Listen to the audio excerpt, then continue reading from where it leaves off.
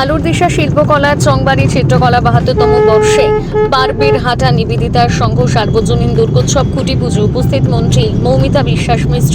এবারের পুজো একটি অন্যরকম দুর্গাপুজো হবে, মানুষের আনন্দ একটু বেশি পাওয়া যাবে বললেন মন্ত্রী মৌমিতা বিশ্বাস মিশ্র। বারবেরহাটা সার্বজনীন দুর্গোৎসব কমিটি তাদের ৭২তম বর্ষের খুঁটি পুজো শুভ সূচনা করল। প্রতি বছরের ন্যায় এবছরও তারা দর্শনার্থীদের সামনে ভিন্নধর্মী এবং নান্দনিক ভাবনা তুলে ধরতে চলেছেন।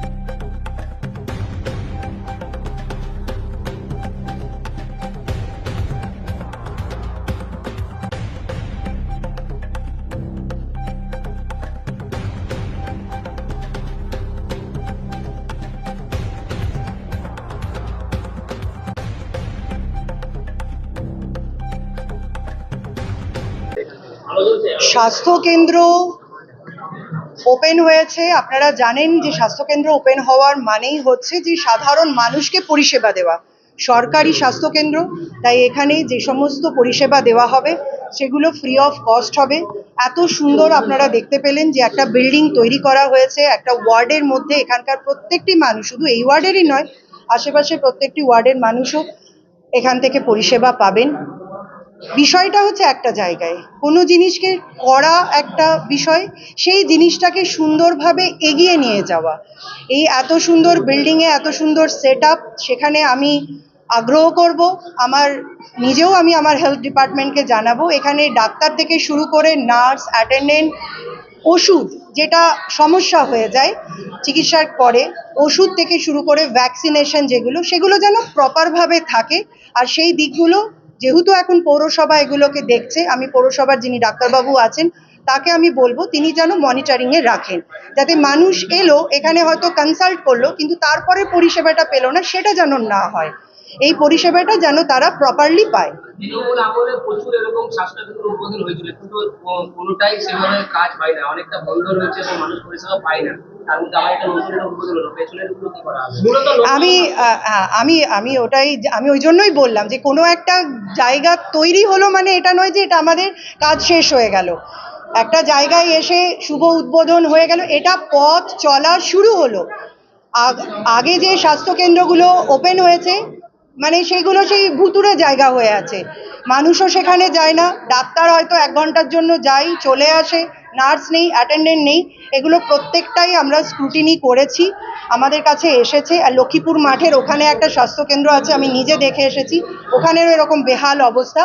প্রত্যেকটা স্বাস্থ্যকেন্দ্রকেই আমি বলবো যেহেতু আমাদের এটা মিউনিসিপ্যালিটির আন্ডারে, এখন আমাদের মিউনিসিপ্যালিটির চেয়ারম্যান তিনি কাজ করছেন, তিনি নিজেই বেরিয়ে এসে কাজ করছেন। আমরা তো বলছি আপনারা আসুন, কাজ করুন, মানুষের পরিষেবা দিতে হবে, প্রত্যেকেই আমরা দায়বদ্ধ মানুষের কাছে।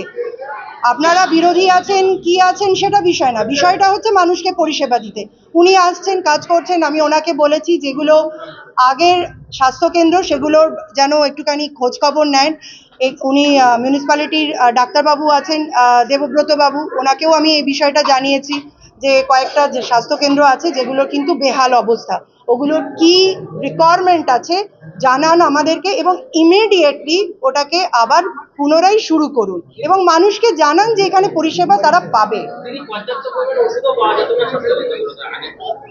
নেই তো, আমি ওই জন্যই তো বললাম যে আপনার ওষুধ দরকার, ভ্যাকসিনেশন দরকার, তার সঙ্গে সঙ্গে অ্যাটেন্ডেন্ট দরকার, যারা এখানে সিকিউরিটি দরকার। মানুষকে একটা মানুষ আসছে, সে এখানে কি ট্রিটমেন্ট পাবে, সে পাবে কি না, তাকে কোথায় যেতে হবে, এই বিষয়গুলো ইনফরমেশন দেওয়ার জন্য লোক দরকার, পরিষ্কার পরিচ্ছন্নতা দরকার। এই সব বিষয়গুলো নিয়েই একটা কিন্তু যে সুন্দর জায়গা আজকে আমরা দাঁড়িয়ে আছি, তবেই সেটা সুন্দরভাবে চলবে। আজকে 20 22টা সেন্টার আমরা অলরেডি বর্তমানে চালু করতে বর্তমানে মানুষ সব ওয়ার্ডে ওগুলো ফ্রি চিকিৎসার আওতায় তুলে আনবেন, এটা আমাদের প্রত্যাশা। তাই আপনারা ক্ষুদিরাম পল্লীর এই চিকিৎসা কেন্দ্র যেটা আজকে উদ্বোধন করা হচ্ছে, এখানে আমাদের এখন একটা যে সেট আপ আছে, ডাক্তার এএনএম ডিএনএম সবাই এখানে বসবেন। আস্তে আস্তে এক সপ্তাহের মধ্যে টোটাল সেট আপ আমরা প্রার্থনা প্রত্যেকের সহযোগিতা করুন। ভালো কাজে মানুষ চিকিৎসা পাবে। গরিব মানুষ একজন পাস করা ডাক্তার দেখাতে গেলে কমপক্ষে এখন 500 টাকা ভিজিট লাগে। এখানে কিন্তু সবটাই কাউকে কোনো পয়সা দেওয়ার দরকার থাকবে না। তাই আমি আমাদের মাননীয় মন্ত্রীকে অনুরোধ করব, আপনি বর্তমানে মানুষ আশা করছে কিছু হবে, তাই আপনার কাছে আমার অনুরোধ, আপনি দেখুন বর্তমান পৌরসভা আপনার পাশে আছে এবং এখানে আমাদের মাননীয় হেলথ অফিসার তিনি আছেন, সেক্রেটারি জয়রঞ্জন সেন আছেন, মহাদেব বাবু আছেন, বহু বিশিষ্ট মানুষজন আছেন।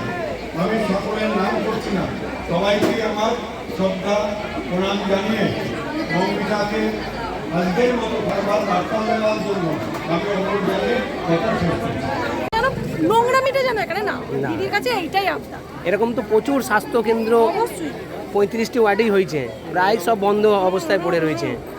না হয়েছে ঠিক আছে, মানুষ পরিষেবা পাক, সব ঠিক আছে, কিন্তু আমার একটাই কথা যে আমরা সবার বাড়িতে বড় বড় ছেলে মেয়ে নিয়ে যখন আমরা একটা থাকছি, আমরা মিডিল ক্লাস ফ্যামিলির সবাই, যেন নোংরা আড্ডাটা এখানটায় না, তাতে পরিষেবা দিক খুব ভালো।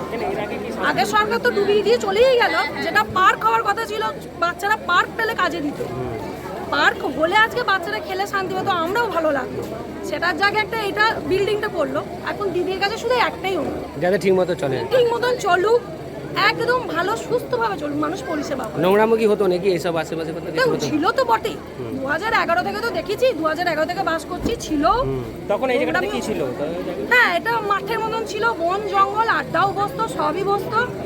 আর তারপর মেন হচ্ছে আমরা জায়গাটা কিনেছি কি পারপাসে, পিছনে পার্ক হবে, দলিলেও লেখা আছে, হলো এইটা স্বাস্থ্যকেন্দ্র। এখন তো কিছু করার নেই, তখন তার রাজত্ব ছিল, এখন যা বলবে তাই শুনতে হবে। এখন দিদির কাছে আমাদের এইটাই একটা। ঠিক আছে, আপনার নাম? আমার নাম পিউ সামন্ত।